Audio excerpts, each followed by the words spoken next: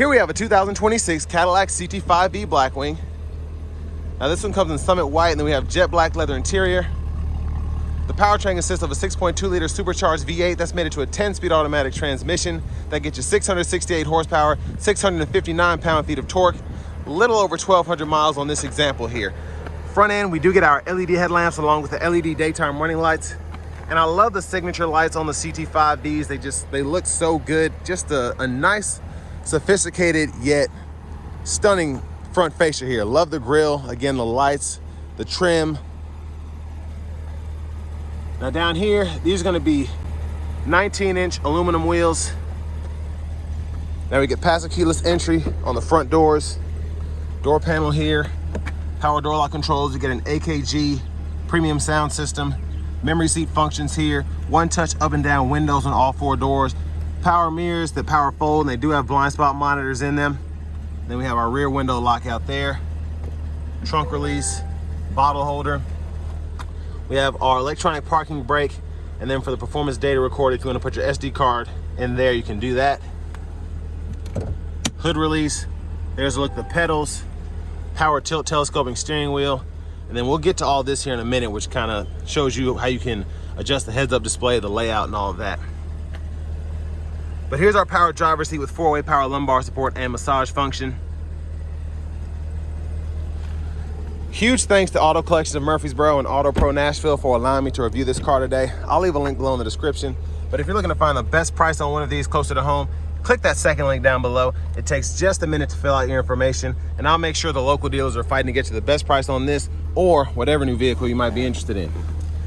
But I have the seat in front adjusted for someone of my size, being 6'3" with longer legs, so here's the space here. Not terrible with these seats. These are a bit bulkier. They're kind of like racing seats, if you will, so that makes sense. But space back here is actually not bad for a car this size. AC vents are here. You get a USB-C port, 12 volt. And there's a look at the front from back here. Middle seat folds down, bottle holders. And I love the Alcantara on the headliner there. You can hang a collared shirt there if you need to. LED reading lights throughout. And then for your child locks, you just lock, unlock on either door.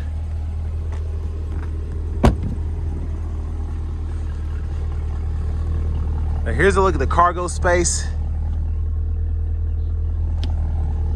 And then you can lift this up here. A little bit of storage underneath for your tire inflator kit if you ever need that. Then you do get a side pocket here.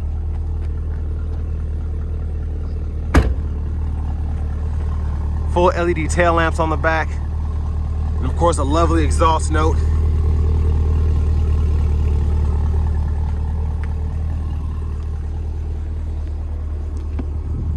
And here's your fuel filler. Of course, you want to put the highest level of premium you can for a supercharged V8. But to the rear passenger seat, there's a look. Your lower anchors behind these covers. Your top tethers are integrated behind the seats themselves under those plastic covers. And grab this lever, you can fold these seats flat. A little bit of an opening there if you want to run longer objects through to the front.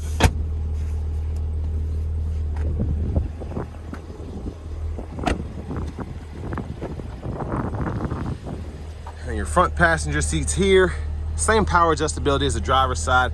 And then I did forget to mention, you do have thigh support that's manual. You can adjust that there. Lockable glove compartment here. Love the carbon fiber. And here's a quick look at the sticker from Auto Collection and Auto Pro Nashville.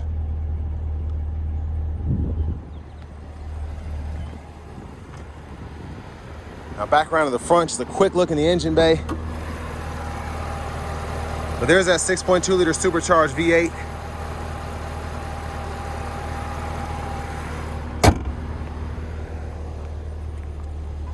And then before we hop in, I'm just gonna show off the blinkers.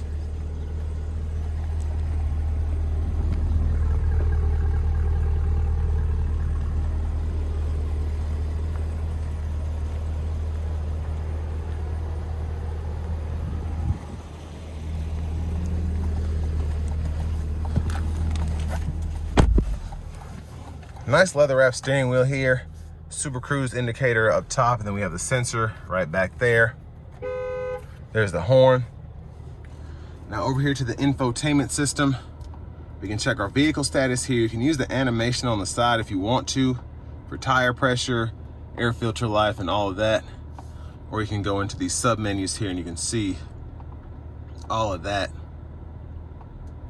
based on which icon you click.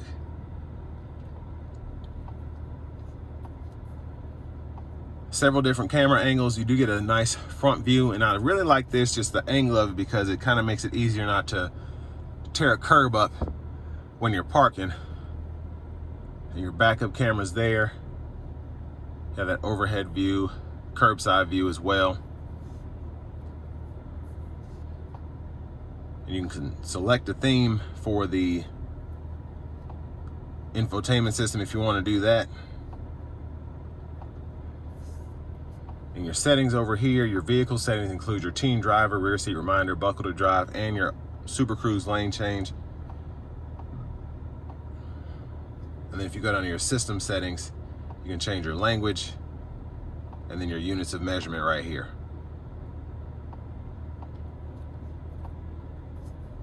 Ambient lighting, you can go through that, different styles, change the brightness, colors, all of that. Pretty intuitive actually. And then you do get dual zone automatic climate controls. You can control that from the screen here, or you can use the buttons and knobs down below, which I'll show you in a minute, which are really buttons and switches.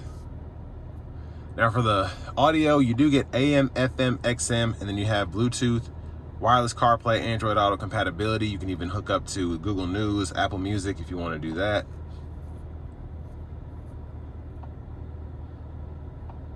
And then your performance maps are here. It's pretty nice. And then you have the performance data recorder you can set up again when you have that SD card reader hooked up.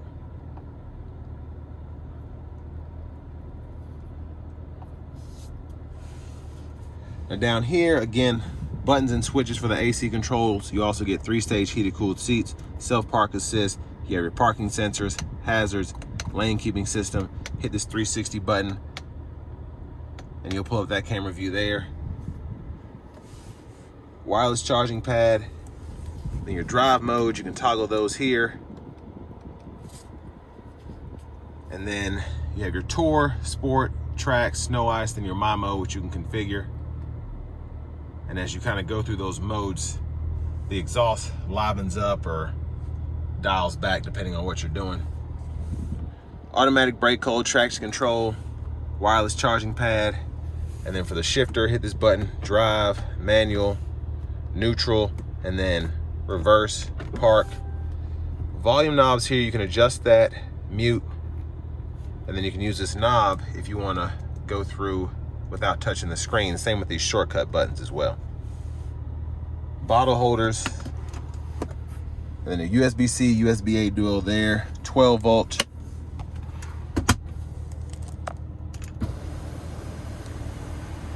And there is the roof, one touch slide there.